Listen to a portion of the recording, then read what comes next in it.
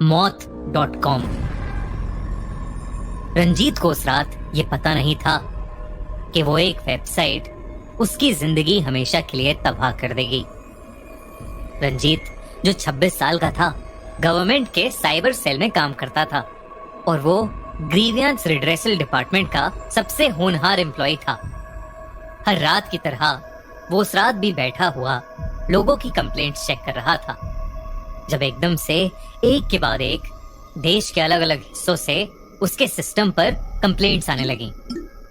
जब उसने कंप्लेंट्स खोल के देखी तो सारी की सारी कंप्लेंट्स एक साइट को लेकर थीं, जिसका नाम था moth.com।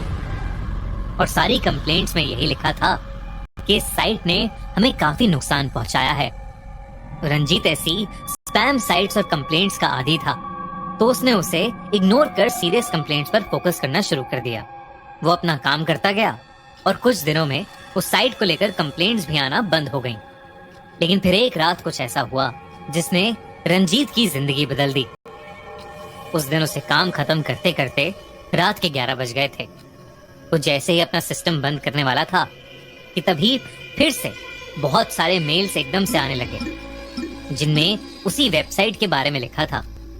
रंजीत ने परेशान होकर उस वेबसाइट moth.com को इंस्पेक्ट करना शुरू कर दिया। moth.com खोलते ही एक सफेद कलर के वेब पेज ने उसके कंप्यूटर की पूरी स्क्रीन को घेर लिया।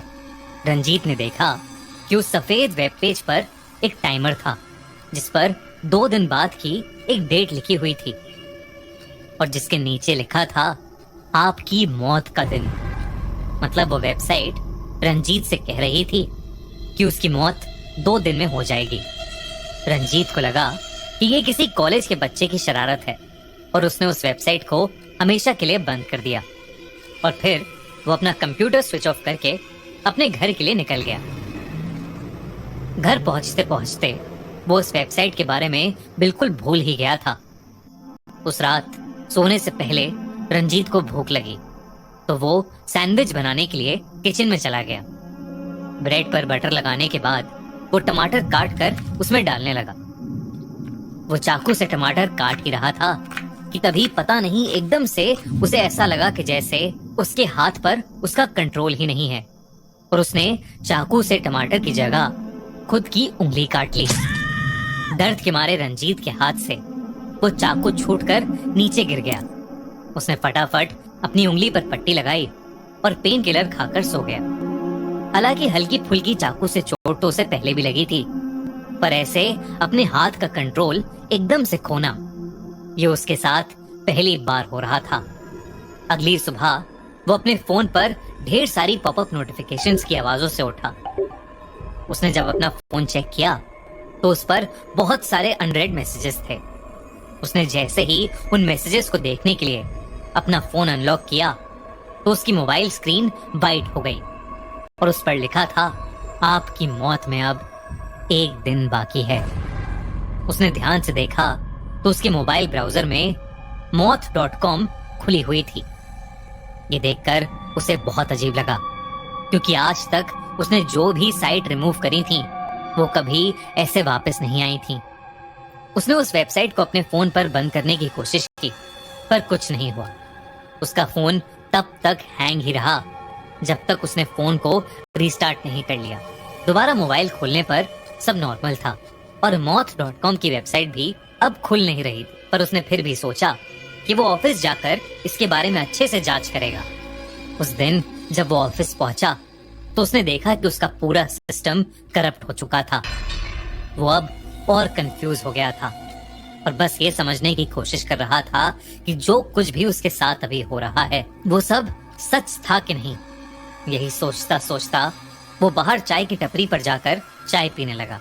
कुछ देर बाद उसके ऑफिस से उसे एक अर्जेंट कॉल आया और वो ऑफिस वापस जाने लगा।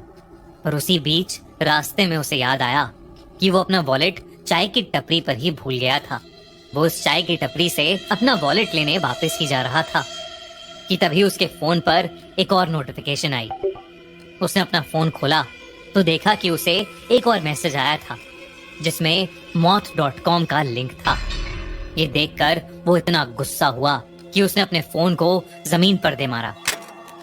तभी उसके सर के ऊपर लगा एलईडी बिलबोर्ड काले से सफेद हो गया और उस पर लिखा आया, आपकी मौत में बस अब कुछ घंटे बाकी हैं। इससे पहले रंजीत कुछ कर पाता, वो बिलबोर्ड अचानक से उसी के ऊपर गिर गया। रंजीत की आंखें खुली तो वो अस्पताल में था और उसके पूरे शरीर पर पट्टियां लगी थीं। सुबह का वक्त था, मतलब पिछला दिन बीत चुका था और अब दूसरा दिन शुरू हो गया था। रंजीत के होश में आते ही उसकी पत्नी वीना उठकर डॉक्टर को बुलाने के लिए भागी।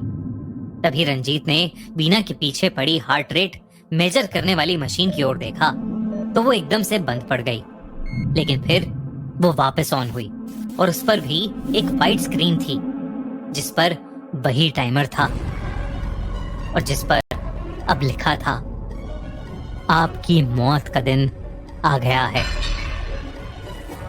रंजीत ने जोर से चिल्लाने की कोशिश की पर उसकी हालत के कारण उसके मुंह से आवाज ही नहीं निकली। उसके देखते देखते ही आसमान जो एकदम शांत था बहुत जोरों से बरसने लगा और तेज आंधी चलने लगी। वो आंधी इतनी तेज हो गई कि खिड़की के बाहर के पेड़ की एक बहुत मोटी डाल टूटकर खिड़की तोड़ते हुए अंदर आई और सीधा रंजीत के शरीर के अंदर घुस गई, जिसकी वजह से उसकी वहीं मौत हो गई। खिड़की टूटने के शोर से वीना और बाकी डॉक्टर्स जब वहां आए तो रंजीत की लाश उस हालत में देखकर सबके पसीने छूट गए। तभी वीना के फोन पर एक के बाद एक नोटिफिकेशंस आने लगी। वीना जो उस वक्त सदमे में थी, उसने उन मैसेजेस को इग्नोर कर दिया। रंजीत के अंतिम संस्कार के बाद एक दिन वो बैठी रंजीत का मोबाइल देख रही थी तो उसने देखा कि रंजीत के फोन में उस दिन के बहुत से मैसेजेस पड़े हैं और सभी मैसेजेस में एक ही वेबसाइट का लिंक था, मौत.com। वही वेबसाइट जिसे रंजीत कभी बंद नहीं कर सका। लेकिन कुछ टाइम के बाद वो वेबसाइट हमेशा के लिए बंद हो गई। पर क्या था उस वेबसाइट में और कौन उस वेबसाइट को चला रहा था, ये कभी किसी को पता नहीं लग पाया। क्या आप उस वेबसाइट को कभी खोलना पसंद करेंगे?